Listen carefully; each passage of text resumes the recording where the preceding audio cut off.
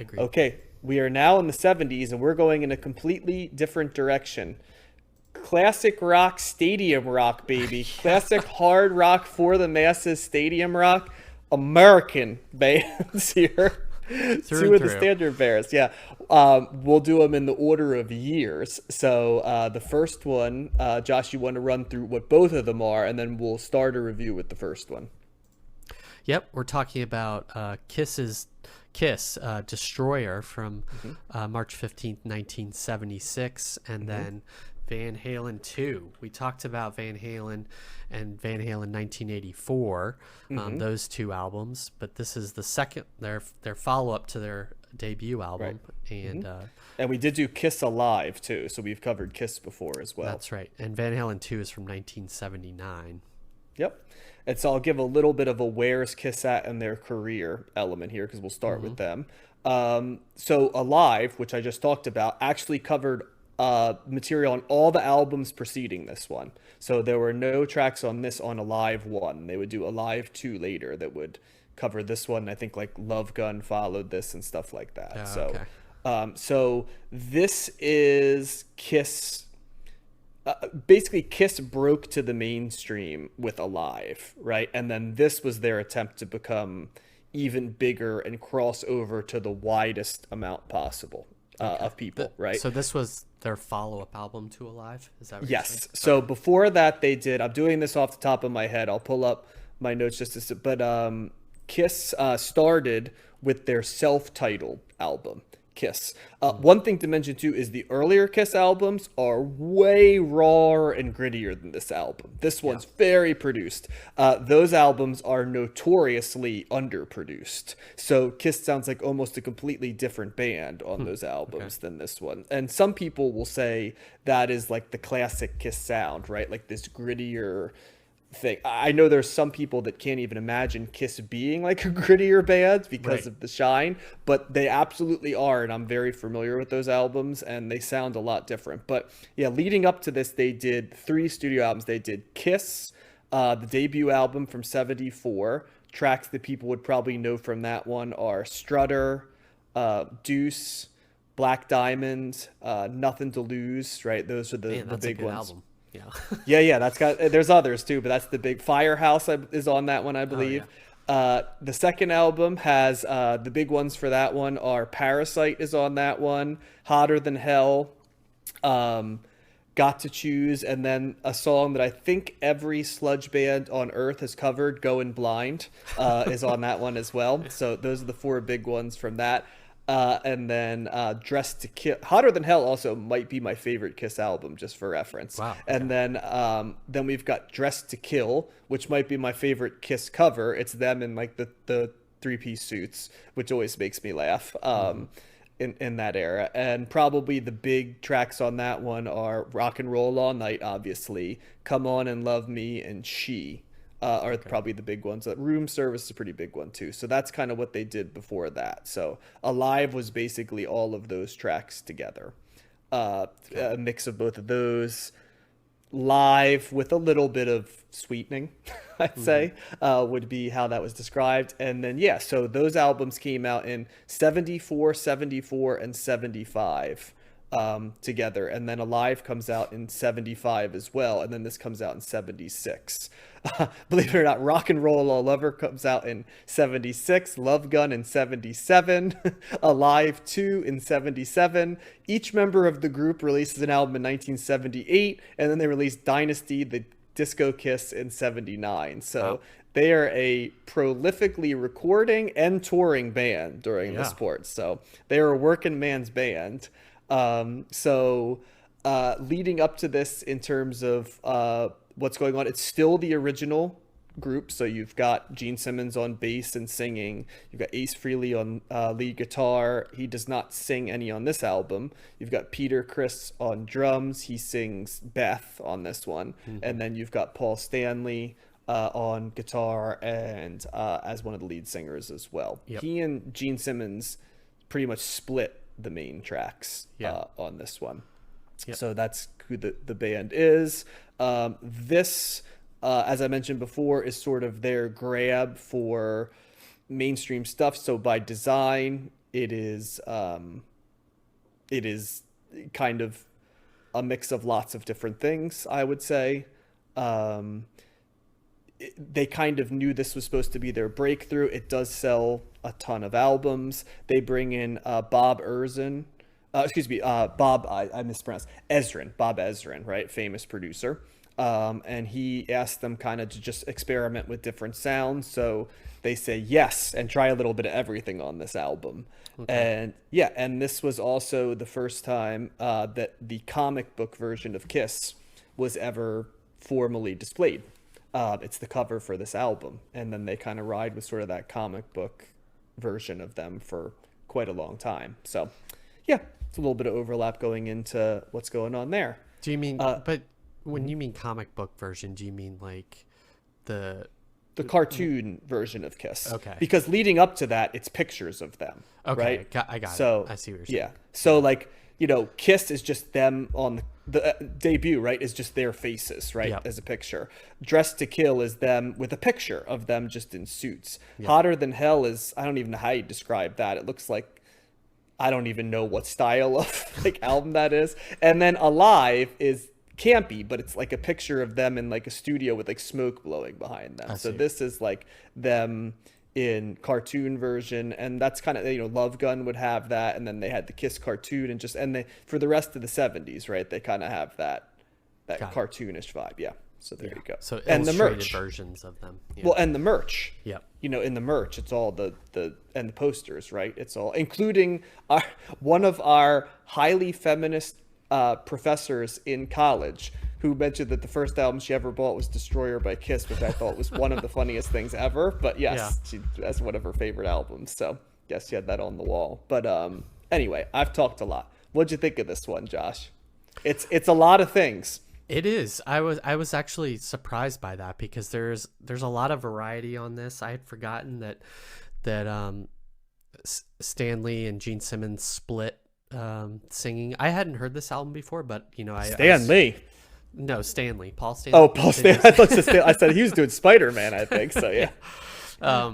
And then it, you know, when Beth comes in with Peter Criss singing, like I forgotten that they, you know, that there was a variety of lead singers.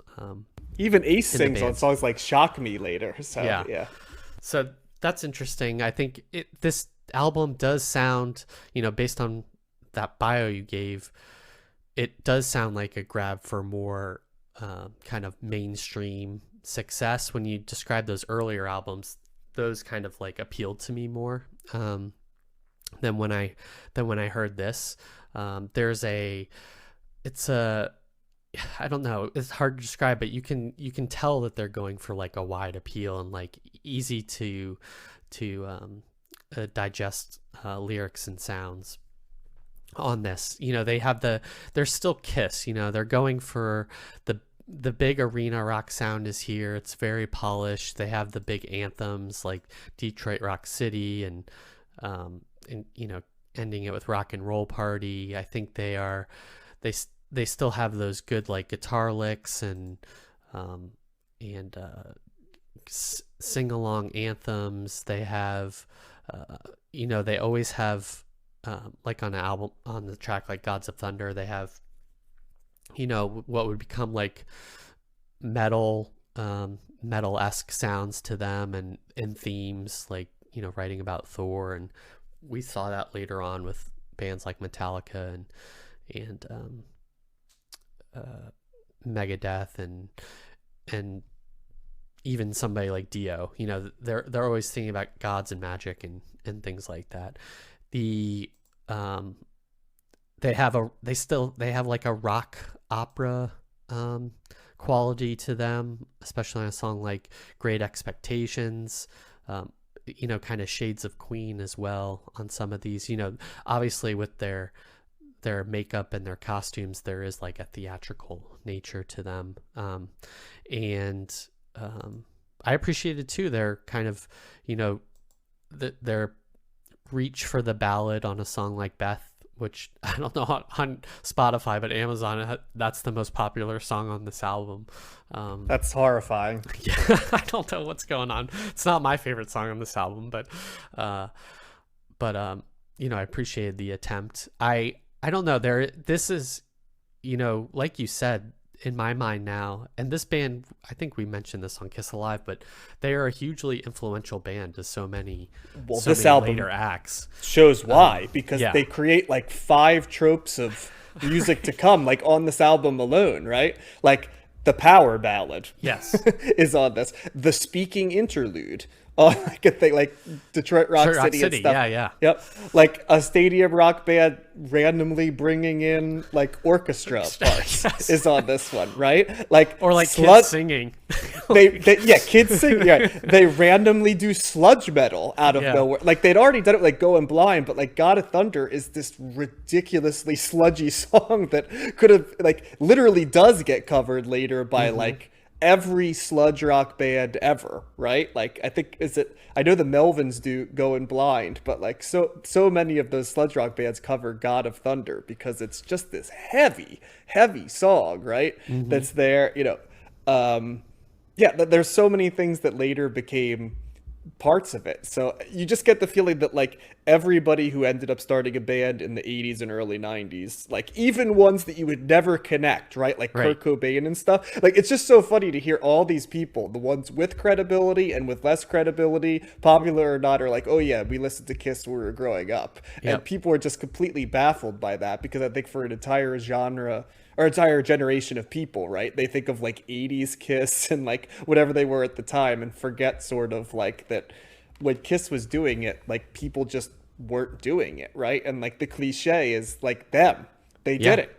Yeah, Yeah. it's remarkable, and almost it's like they are the Velvet Underground of the 70s in terms of like influence. Like everybody, There will that be heard them- people that are horrified by that idea, but in terms of the amount of people that reference them, like in the Gen X era, like you'd think that people would run away from them, right? Who have credibility and stuff. But for like a generation of rockers, like not only there's a clip of Nirvana covering "Do You Love Me," right? Like from this album, famously in their tapes. You can find it doesn't take long to find like Metallica riffing "Love Gun." Right, Yep. like at a thing, Dave Grohl covers them. Rivers Cuomo from Weezer, right, lists them as one of the seminal things. Trent Reznor in our 9 Inch Nails thing said he spent a lot of time listening to Kiss, right? Yep. It's just funny how all of these people, regardless of it, like Kiss was their thing. Now, with that being said, this album, because they try to do everything, some of it works, Yes. right, for me, some of it doesn't. My Kiss is the first 3 Kiss albums. I think that is when they are actually a very underrated band, that I think a lot of people who downplay them haven't listened to those albums. Like, is it the highest of high art? No, but is there a grit and a sludge where you're like, oh yeah, these guys, Yeah. they're rock and roll, right? It's kind of, I compare early Kiss to kind of like what the Ramones are, in that they become like sort of like not a parody of themselves, right? But people just feel they know exactly who they are. And it isn't until you go back to the early stuff where you're like, oh, damn, okay, they have pop sensibility, they have edge, they have all Yep. the things, right? On Yeah. this one, so the highs are God of Thunder's this awesome sludgy song with like Gene Simmons basically as the devil, like Yeah. just growling out Gwar-esque like types of like lyrics with a thudding bass line behind it as the rest of the band plays as heavy and slow as humanly possible behind it. Then you've got Detroit Rock City, which has great drumming interludes, is just an undeniable song. You play that song for pretty much everybody, even if they hate Kiss, they're gonna like that song. I think I've always liked the song Shout It Out Loud. I do too. Yeah. It's just, I don't know how to describe it. It's like almost like a perfect pop rock song. It just builds almost perfectly. It's the song Paul Stanley was made to sing in his life, probably. You can't hear anybody besides Paul Stanley singing it and like doing the clap with the Starman thing, I don't know. It just all works for me. So those are the highs, right? I do like King of the Nighttime World as well. Yep. I know that's up and down. I admire what they're trying to do in Great Expectations with the strings. It doesn't work for me a ton. Beth is as Peter Criss sung ballads go, it ain't Black Diamond or Hard Luck Woman. Let's put it that way. Hmm. This one's a little bit lighter weight. I think I've heard stories, I don't know how true it is, that they put that on the back end of one of the songs they wanted record companies to play to guarantee they'd play that one, but instead the DJs picked Beth and played that one instead and it became a hit. So it kind of like shocked them as well because I don't think they were as in love with it, and knowing that like Paul and Gene, right, were in charge of sort of marketing the band. That's the one song they didn't sing. That does track for me because I don't feel like they'd push that one as Right. heavy, but along the way. And then there's songs like, Sweet Pain, right, which is a little bit just generic, I'd say. And Yeah. Rock and Roll Party, which is sort of like a lesser version of Rock and Roll All Night, is how I kind of read that one. But yeah, I mean, to understand this album, while there's Kiss albums I like better than this one, I'd say I even like Love Gun, which came after this and kind of trods the same ground better than this one. I think that Hmm. some of the songs on that album in this lane are better than even all but Detroit Rock City and Yeah. Shout It Out Loud on this one. But it's undeniable the influence. Like if you listen to anything from the late 70s, including the album we're going to cover, right? And then all of the various genres of the 80s, from hair metal to even sludge and thrash metal. They're not playing that fast, but there's parts they take of the lyrical content and stuff like that, the dressing up, the theatrical stuff, the Yep. marketing, right? All of the playing, as much as Kiss is this like cartoon band, the thing that gets left out on them is they're a working man. There's like a blue collar element to their pomp and circumstance too. Like they'll Yeah. play all the time, anywhere. They're like a rock and roll machine, right? That's kind of the Hmm. deal. And I am partial to the original lineup too. I know they brought in some pretty good players along the way, like Vinnie Vincent comes later. I know there will be people that tell you Eric Carr is the better drummer than Peter Criss, and that's probably true. But there's just something about all four of them together that is the magic era of Kiss. So yeah, I have to give this one a slight thumbs up as a musical album, but in terms of an influential album, I'm actually shocked we hadn't covered it before because it's a very influential album. Yeah, I'm with you. I enjoyed this on and it's yeah, on a musical level I would give it a slight thumbs up also. It's hard to deny kind of, I don't know, it just, this album just sounds like classic rock to me now. There's so many, it's always like when you go back and hear older albums and you're like, what's the big deal? This just sounds like a million other albums, but yeah, they're the ones that did it first. That's what the difference is. And I'm with you. I like those earlier Kiss albums. I feel like I like that kind of edge that they had there and the rawness that was present in those earlier albums. I think some of this, with the grab for mainstream, there it's the edges are sanded off a little, so that Well, kind they of left some of the detracts. licks behind too. Like Yeah. those other albums, there's a lot more good licks, and Gene Simmons is an underappreciated bass player. He's not a virtuoso, but he plays enjoyable bass lines. Yeah. So I think those kind of knock some marks off to me in terms of what I liked, what I enjoy about Kiss. But yeah, this is it's an important album, or the band is important in rock history, and this will give you, I would say, listen to one of the earlier albums and listen to this to kind of see the comparison of where they go. And I'm no like Kiss historian or anything. I think they continue on in the 80s, right, with other. Well, Love Gun is similar to this, and then they do their solo albums. They they do the disco Kiss, they do the rock opera. Yeah. They take the paint off, and do sort of a stripped down album. They do a like heavy album with it. They kind of, they keep reinventing themselves Yep. before kind of becoming, for a while, like a hair band, I'd say would be the sound they take on. Yeah. But in terms, I think this is kind of their peak in terms of, what people think of as Kiss, right? Commercially, this one I think sold the most, this and Yeah. Alive, but they continue selling shit tons of albums all the way through even the 90s. All throughout the Yeah. 80s they're still selling tons of albums. So So, but in terms of like pop culture relevance, while they stay popular, this is probably when they're the Right. biggest name that they are. Yeah, this Yeah. Destroyer era. Yeah, just ultimately this just reminds me of arena rock and classic rock, and if you like those genres like we do, then you're gonna enjoy this album. But I agree. I think there's some great highs on this, but some of the other tracks are not as forgettable. So that's what kind of lowers it a little bit in terms of where I view it overall. Okay. Well, and now we go into Van